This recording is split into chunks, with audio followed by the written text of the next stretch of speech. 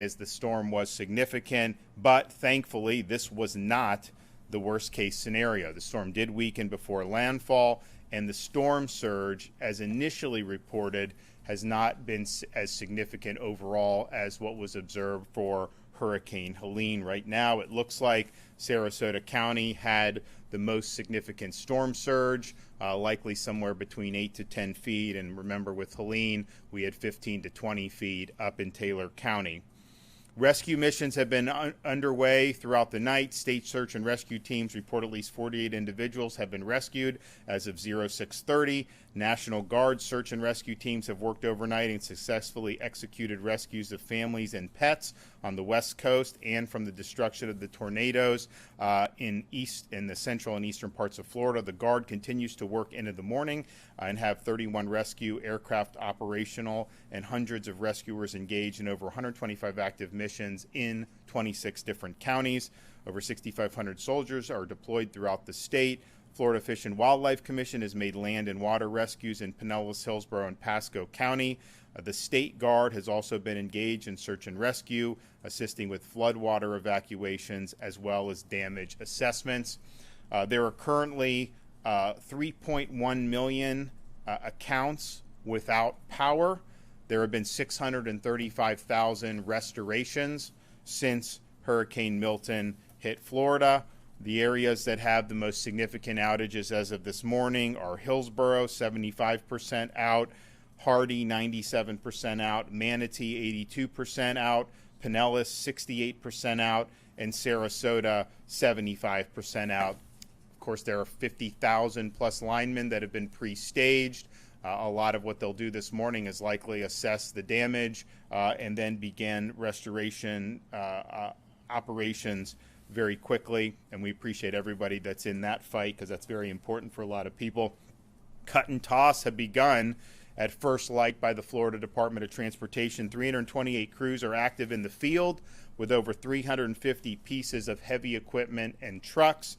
150 bridge inspectors were dispatched at first light and have begun performing inspections to open bridges across the impact areas. As I put in my executive order, residents have a right to be back into their homes as soon as the roadways are deemed safe. In Tampa, the Gandy Bridge and Howard Franklin Bridge have been inspected, cleared, and are open, and inspections of the Sunshine Skyway Bridge are underway.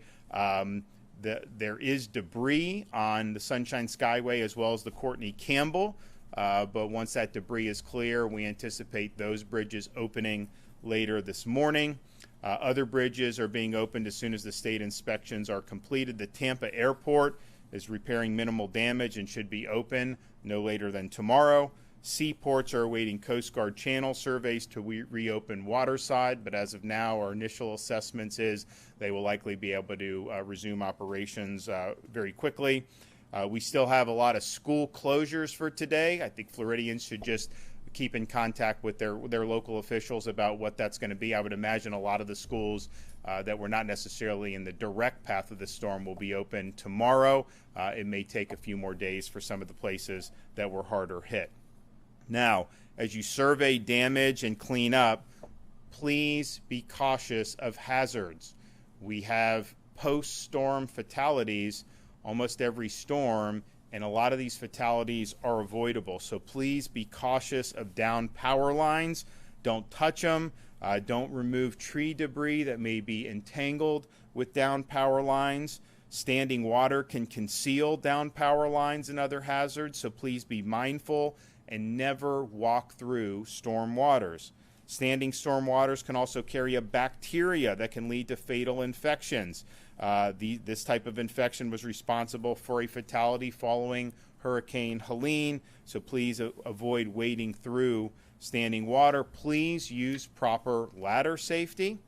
Please use proper generator safety. Do not operate the generator inside your home. It must be outside, a safe distance from doors and windows. Visit Florida's emergency accommodation modules on Expedia and Priceline will remain available for those who are returning to their homes which were evacuated during the storm and sustained damage or or in need of other type of shelter. So these models will continue to provide real-time hotel availability and lodging resources, making the experience easier for users. If traffic lights are out in your area, please drive with caution and treat each light as you would a four-way stop. And also remember, if you're going to use a chainsaw, be very careful with that. We have mishaps on that after every storm. We are extending the Hope Florida line for another 2 weeks at 24 hours, 7 days a week. So if you need assistance or resources post-storm, you can call 1-833-GET-HOPE, 1-833-GET-HOPE. Hope Florida's disaster arm, Activate Hope, is a program designed to help people find help following a disaster such as a hurricane. So you can call the Hope line. You can also visit the Hope bus, which will be in some of these areas very soon, and there'll be announcements about that. Florida Commerce and the State Emergency Response Team activated the Business Damage Assessment Survey in response to Hurricane Milton. Business owners can self-report physical and economic damage caused by the storm. Businesses can complete the survey online at floridadisaster.biz, floridadisaster.biz. Florida Commerce has also activated the Small Business Emergency Bridge Loan Program. We have $50 million available to Florida small businesses, and it's a zero-interest loan, very flexible repayment options. You can apply for loans of up to $50,000 through the program. Loans of up to $100,000 are available for agriculture and aquaculture small businesses, and loans of $150,000 are available for citrus and cattle operations. Again, these are short-term zero-interest loan. You get the cash in your hand. The repayment terms are very flexible. You can apply at www.floridajobs.org/EBL, floridajobs.org/EBL. We've also activated the Florida Disaster Fund for those who want to make tax-deductible charitable contributions that will be used to be able to help Floridians who are in need. And you can go to floridadisasterfund.org, floridadisasterfund.org, if you have any questions. We're going to continue to support all remaining rescue missions that are underway and that may be needed in the near future. We'll also continue to assess the damage that was done from the storm. We also anticipate that because of the amount of water, you may see flooding happen not just now, but in the subsequent days. But I think everybody responded very quickly. I'm proud of everybody's hard work. We got more work to do, but we will absolutely get through this. Okay, Kevin Guthrie. Good morning, everyone. Governor, thank you for your leadership time and time again. I know you and the State Emergency Response Team will lead the charge as we respond to and recover from this storm. Hurricane Milton officially made landfall. As you heard the governor say, the impacts from the storm are still being felt across north and east central Florida, even right now as that last banding train of rain starts to move offshore. Please, especially if you're in the areas, if you're in those areas of northeast Florida, the east race coast, space coast, please make sure you're sheltering in place until officials determine it is safe for you to leave. In the first 72 hours after a storm, there is a parallel effort to search, secure, and stabilize the area. As search and rescue missions continue in response to Milton, please do not go out and visit the impacted areas. You will be inhibiting first responders by doing so. Right now, we need those roadways clear for electrical crews, fire crews, EMS crews, urban search and rescue crews. We have 20-something urban search and rescue teams that will move into the area and do a door-by-door search. Even though, as you heard the governor say, this was not the worst-case scenario, we still had damage. And we're going to need to get out there and go door-to-door and make sure that everyone is okay. So please stay off the road. Listen to your local authorities for updates on when it is safe to go outside and when it is safe for you to return to your homes. I know a lot of people evacuated, and we appreciate that. Do not be in a hurry. Check in with your local emergency management agency, your local sheriff's offices, to see if they're posting anything on if it's safe to return home. Please make sure you do that. Again, as the governor said, we're going to open up roads and bridges so that you can do so, but there may be extenuating circumstances at the neighborhood level, so please make sure you're checking before you come back home. Major flooding continues along the Hillsborough, St. Johns, and Little Wekiva rivers. want to take just a moment and just talk about there is going to be another phase to this particular incident, and that is very similar to Hurricane Ian. We have a lot of rain that has fallen over the central portion of Florida. The St. Johns River basin that comes down into Seminole County, Brevard, portions of Brevard, portions of Volusia County, and on up the St. Johns River, those headwaters have experienced a lot of rainfall. That river takes about 45 days to completely flush itself out to the Atlantic Ocean. So what we're going to be seeing first is impacts down in the Seminole County and surrounding county area, and then you'll see that move up into Palaca, Weelaca, and then on up into St. John's, Flagler, Clay, Duval counties. So that's going to be a long-term effort when it comes to making sure that people are monitoring the situation on the St. Johns River, as well as the ones that I mentioned, Hillsborough and the Little Wekiva. Some roadways are flooded, which is not a safe situation for anyone. Please do not attempt to walk or drive through floodwaters. Accidents due to floodwaters are 100% preventable. All you got to do is turn around. If you're sheltered in place or when you return to your home and you're looking at the damages around your home right now, do one thing for us. Take out your phone, take some pictures. Inside and outside. All four sides of the house, every room inside the house. What are things that you should be documenting? Make sure you're documenting just the physical damages, but then also, since this was a flooding event, we want to make sure that you capture those what we call high water marks on your home. Do that inside and outside. For a point of reference, when you're on the outside of the home, make sure you get like the doorknob of the outdoor house. That'll give us a reference, a point of reference on how high that water got. If you're on the inside, make sure you have like an electrical socket or a light switch or, again, a door handle on the inside of your home in the picture so that we can get some type of reference as to how high that water is coming. If you're beginning the cleanup process, please ensure you're wearing the appropriate safety gear. Do not attempt to clean up hazardous debris or down power lines, as the governor has said. Report all of that to your local authorities. Do not cut any lines. Again, we do not need Florida man and Florida woman out there cutting random lines as they go. You don't know what is a cable line. You don't know what is an electrical line. And probably more importantly these days is you don't know what is a fiber optic line. Most of our 911 lines run across fiber optic. We do not want anybody cutting lines. Let the professionals come in here and identify what it is before it's cut. Remember, again, some roads are still dangerous due to flooding, debris, and potential downlines. Do not risk it. Let our crews get out there and get everything back up and running. For assistance after the storm, call State Assistance Information Line. Again, that's information only, 1-800-342-3557. Help is available in English, Spanish, and Haitian Creole. FloridaDisaster.org/updates for information on the web. And then, of course, follow us at FLSERT on X and Instagram, and Facebook at FDEM. That is the most trusted and fastest source that we have. We have several people helping us out on posting on social media, so that is going to be the best place and the fastest place to get stuff from us. Thank you, Governor DeSantis, again, as together we will overcome this storm.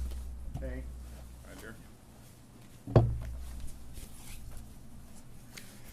Morning, ladies and gentlemen, and thank you, Governor DeSantis, for reestablishing and resourcing this state guard so we can deliver critical emergency response capabilities right to the point of need.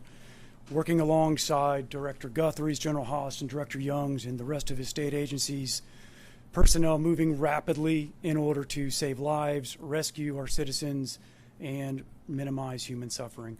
Throughout the night and this morning, our Special Missions Unit with search and rescue, K-9, paramedic, and swiftwater rescue teams moved throughout the most severely impacted areas between Pasco and Sarasota counties, working with local authorities to provide on-water and overland search and rescue and route assessment capabilities. Our maritime unit is also engaged with FWC with 10 boat teams and high water vehicle teams in order to expand the capacity of the local counties' abilities to conduct waterborne reconnaissance and search and rescue operations.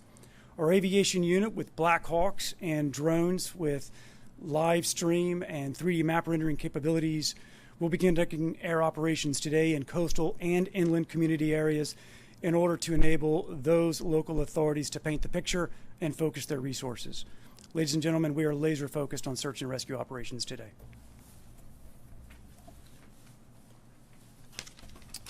Good morning, everyone, and I'd like to also thank Governor DeSantis for his unwavering support during these times of critical need.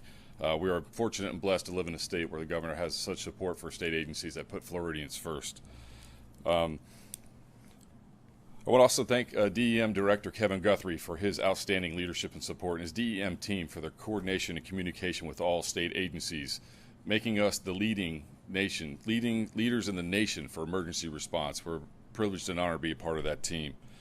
Responding to hurricanes and natural disasters is what we do. As FWC officers, we have unique equipment, training, and support from Governor DeSantis and Director Guthrie to be able to provide immediate support in the wake of natural disasters and hurricanes. This is through the use of specialized equipment like shallow draft boats, airboats, swamp buggies, and other equipment to provide high water rescues. And that's exactly what we're doing right now. We have deployed 135 officers teamed up with the Florida State Guard, the Division of Finance Services CUT teams, Florida Ag Law, the Florida National Guard, and the Miccosukee Tribe Law Enforcement, and local sheriff's offices up and down the coast and across the state to provide search and rescue efforts to those in greatest need. Teams with these specialized equipment for search and rescue across the state are hard at work right now. Our search and rescue efforts are ongoing, and so far this morning we've reported over 42 rescues in several counties. In Pinellas County, we've had so far 7 land rescues, 3 water rescues, several welfare checks. There were 2 arrested for looting for battery on LEO with our teams in the Pinellas County Sheriff's Office, and 21 rescued from an apartment building. These rescues started yesterday in the wake of the tornadoes. We had 7 local FWC officers respond to a tornado event where they rescued 6 and evacuated 4, or evacuated by 4x4 vehicles, and also conducted 30 welfare checks.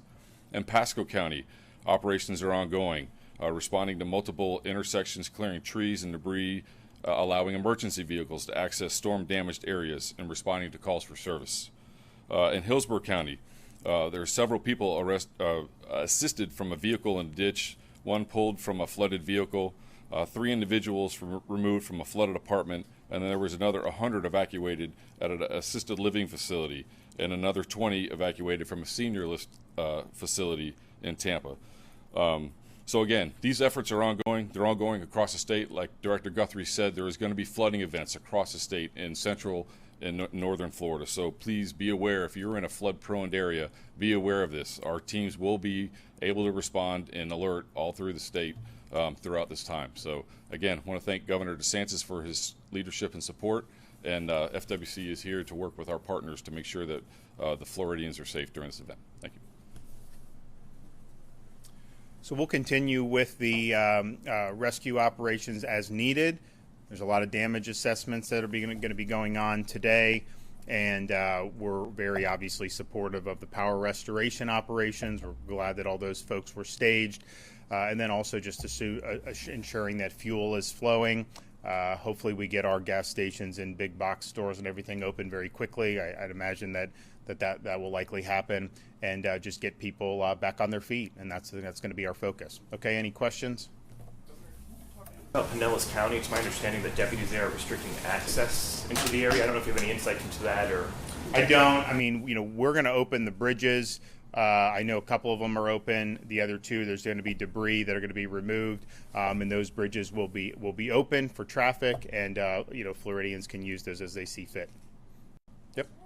Fatalities, has there been a tally yet as to whether not yet. I mean, I know there have been reports. We have not confirmed any. That does not mean there has not been any. There's a process where this happens with the state. I know with the tornadoes, it seems very likely that there were some with the tornadoes. That's the only reports we've received. No confirmations. I imagine there's going to be some confirmations, but it's too soon to tell with respect to the West Coast and the storm surge and everything. So stay tuned on that.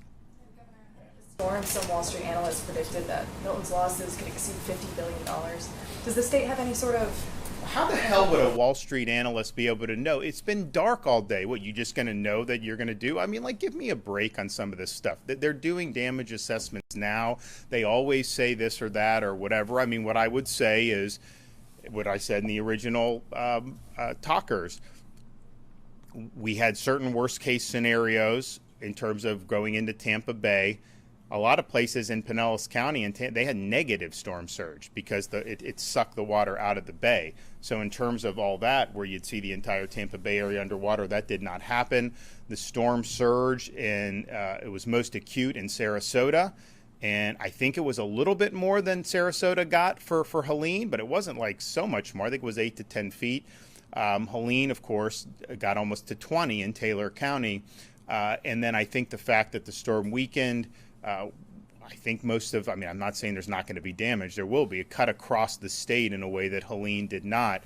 But in terms of just right now, the morning after, if I think back to like Hurricane Ian, I don't think that you're looking at similar amount of damage to Ian.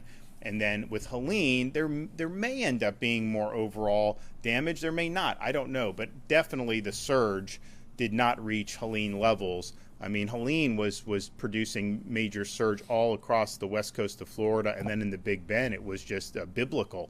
That was not necessarily what we happened here. Anything north of the storm had minimal surge on the west coast, and it was really kind of that Sarasota, Charlotte Harbor, down into Lee, Collier, but compared to what they had with Hurricane Ian, that is not on the same level. So we'll see. There'll be a lot more that'll need to be done to assess the extent of the damage. But what I think we can say is, we have a lot of resources in play here in Florida to be able to mitigate and get people back on their feet and get the state moving again. I think that's what people want. They want to get back in their homes. They want to see the roads clear. They want to see the bridges reopen. And so that's what our sole focus, so that we get people back. The areas, Tropicana Field had its roof shattered. It's my understanding that they were relocated on Wednesday. Yeah, they were relocated. So, I mean, the Tropicana Field is a routine staging area for these things. The roof on that is not rated for, I think it's rated for 110 miles an hour. And so, the forecast changes, but as it became clear that there was going to be something of that magnitude that was going to be within the distance, they redeployed them out of Tropicana. So there were no state assets that were in Tropicana Field. I think Duke also removed all their assets as well. And you look, I mean, the roof is basically, it's like a fabric almost with that. So that was something that we understood and acted accordingly. They were moved before the storm. I mean, and so there was no issue with anything with that. Water main break in St. Petersburg. My understanding is at least earlier this morning, the city had no Kevin access. can talk about that. I know he's been engaged in that. Yep. So about 1:40 this morning, I received a phone call. Woke up, got over here from that building to this building. Got over here and started working the issue. Right now, there are several water main breaks throughout Pinellas County, different water systems. Some are municipal, some are county. But what they're doing is they're slowly raising pressure in those lines to actually figure out exactly where the breaks are at. And they're going to start repairing those breaks one by one by one. You may start to see some things come out of the hospital industry. We have stabilized the hospital situation. There is one active evacuation of a hospital right now. I do not have the name of that hospital. We can certainly get that back to you through our folks. But we have stabilized the water pressure in 4 out of 5 hospitals from getting any worse. So we're going to continue to closely monitor that throughout the day. But again, one active evacuation going on, but we have stabilized. We have water tankers on site pushing pressure back into the systems. But I think our biggest thing to talk about, or I should say talk about, but the biggest thing right now in that Pinellas, St. Pete area is going to be the water system, but we're working in conjunction to see how we can support and supplement the cities and the county on what resources they need. We've already dispatched logistical folks into the area. We've sent in engineers on our dime to be as helpful as we can. In one situation, it may be a gasket or a flange. In another situation, it may be a complete water main break. But we stand by ready to support Pinellas and St. Pete and other municipalities to help them get that water back on and running. Because again, power and water are right there together. We can do a lot with power, but we got to have water. And are you aware of any impacts to the Kinder Morgan Central Florida pipeline system? Jason, I don't have anything on that particular pipeline system, but I'll find out what I can offline, and we'll close the loop back with you guys. All right. Sorry, to the Chopper field. Will that impact any of the post-storm recovery efforts, given No. that they're in Jacksonville? No, well, they're not in. I mean, there's some came from Jacksonville originally. Kevin put them in different places to just ride out the storm and then come back in. So no, it's not going to have any major impacts at all. These are just things you've got to do. I mean, you stage and you figure out kind of how to go. They were staged during Helene there, and it worked well. When the forecast said that it may not make it through with the roof, then they adjusted accordingly. But they're in the fight and they'll continue to do it. Okay, thanks.